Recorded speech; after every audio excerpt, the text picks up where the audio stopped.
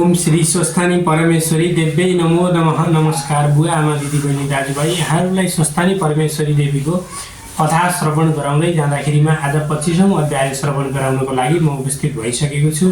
त्यहाँभन्दा अगाडि हातमा फुल लिएर हात जोड्नुहोला।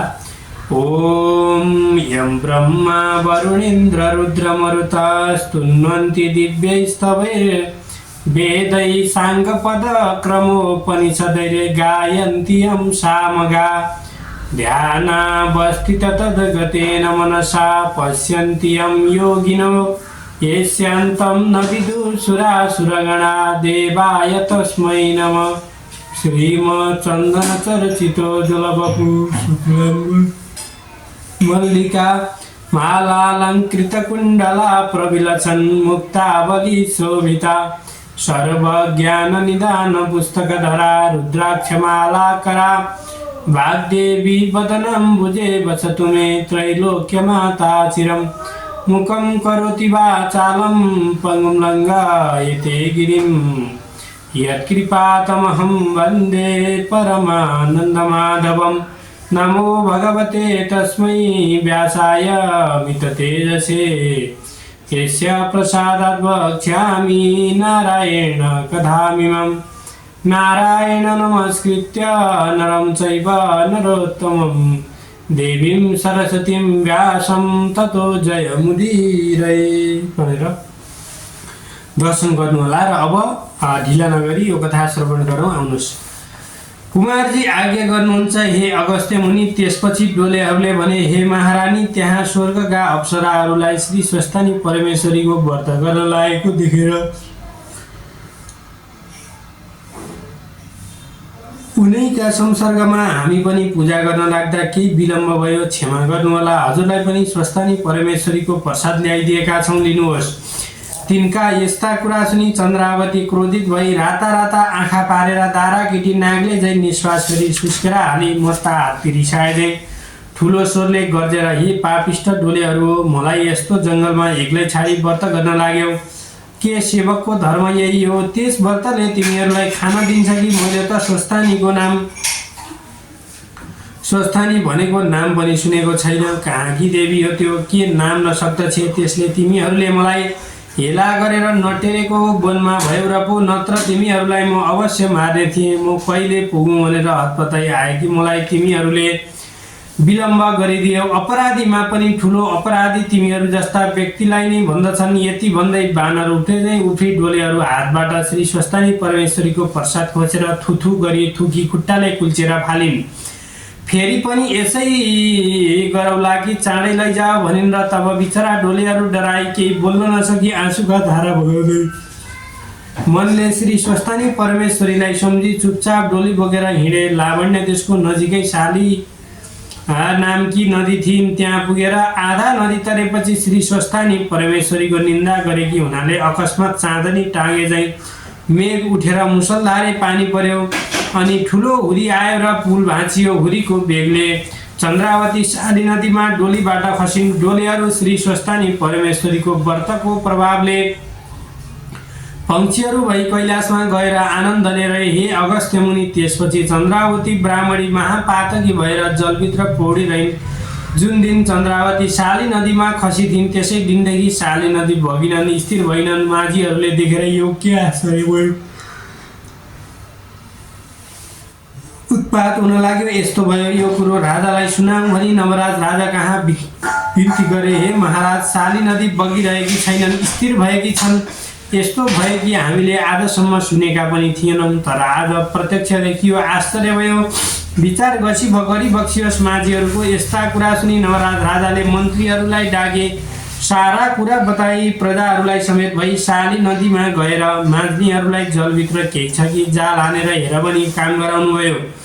माझीले जाल हालेर हेर्दा चन्द्रावती जालमा अल्झेर पानीको बाहिर आइन्, तर ती कस्ती भएकी थिइन् भने शरीरमा कुष्ठी भएर हात पाउ झरेकी, चेत हराएकी, गिलोले छोपी मुडो जस्तै भइरहेकी हुनाले यो के वस्तु हो भन्ने ठम्ब्याउन नसकेर नदीको किनारमा मिल्काएर हे महाराज, हामीले केही पनि पाउन सकेनौँ भनी बिन्ती गरे।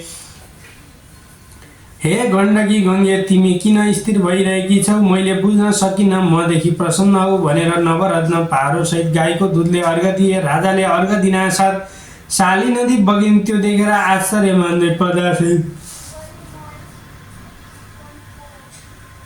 पर्दासहित नवराज राजा दरबार फर्के। त्यसपछि चन्द्रावती ब्राह्मणी कस्ती भइरहन् भने क्षणमा मूर्छा, क्षणमा चेष्टा, क्षणमा भोक प्यास आदिका अनेक कष्ट पाई मुडो झैँ शाली नदीको तटमा रहिन्। एक दिन साह्रै भोक लागेर खाने वस्तु केही नपाउँदा माटो खान्छु भनेर हातमा लिइन्, त त्यो माटो ढुङ्गा भयो। ढुङ्गा पनि खान खोज्दा हाड भयो, हाड पनि खान खोज्दा खरानी भयो, खरानी पनि खान खोज्दा ठुलो हुरी आएर उडाइलग्यो। श्री स्वस्थानी परमेश्वरीको निन्दा गरेकी हुनाले शीत, ताप, भोक प्यासबाट अनेक दुःख खपिरहन्।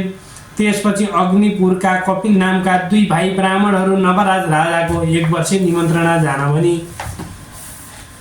आए। तिनलाई देखेर चन्द्रावतीले तिमी को हौ, कहाँ जान लागेका भनेर सोधिन्। तिनले भने हामी कपिल नामका ब्राह्मण हौँ, लावण्य देशका नवराज राजाको ब्राह्मण भोजनको निमन्त्रणमा जान लागेका हौँ। चन्द्रावतीले भनिन् हे ब्राह्मण हो, मैले कति दिनदेखि केही पनि खाए नपाएकी छैन, तिमीहरू भोजनमा जाने भए मलाई पनि केही मागेर ल्याइदिए पुण्य होला। महसाय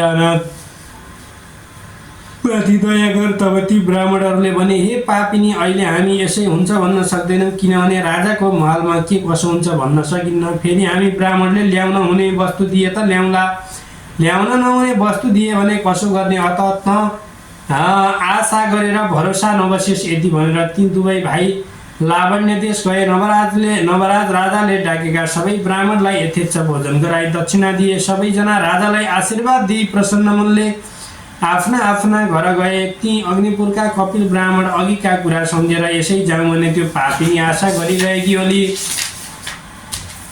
लोभी भन्दछन् कि भनेर केही भन्न नसकी भोजन गरेको स्थानमा कहिले जाने कहिले आउने गरेर लागे। तिनको त्यस्तो चाला गोमा राजमाताले झ्यालबाट देखेर भण्डारेलाई भनिन् हे भण्डारे हो, ती 2 ब्राह्मणले खान पाएनन् कि सन्तुष्ट भएनन् र हो कि किन घुम्दैछन् सोध। भण्डाराले तिनको नजिक गएर सोधे हे ब्राह्मणहरू हो, तिमीहरू खान पाएनौ कि तृप्त भएनौ, इच्छा भए फेरि भोजन गर। अनि ब्राह्मण भन्दछन् हे भण्डारे हो, हामीले इच्छापूर्वक भोजन गऱ्यौँ, सन्तुष्ट पनि भयौँ, तर हामी आउँदा शाली नदीको तटमा कुष्ठरोग भई हात पाउ खसेकी कोही स्त्रीले देखि कहाँ जान्छौ भनी सोधी। हामीले राजाको ब्राह्मण भोजनमा जान्छौँ भन्दा तिमीहरूले भोजनमा जाने भए मलाई पनि केही मागेर ल्याइदिए, कति दिनदेखि खाएकी छैन भनेको।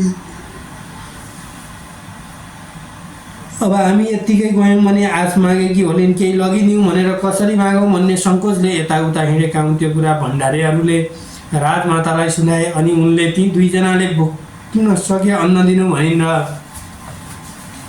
राजाको सम्पूर्ण भण्डार नै सुक्यो। दिने जस्तो वस्तु केही पनि नपाई बिन्ती गरे, राखेको स्थानमा कुनै वस्तु पनि छैन, के दिने त्यो सुनि गोमा आफै गएर भण्डारमा हेरिन् र दिने वस्तु केही पनि नदेखि आफूलाई भनेर पकाइराखेको भात दियो भनिन्।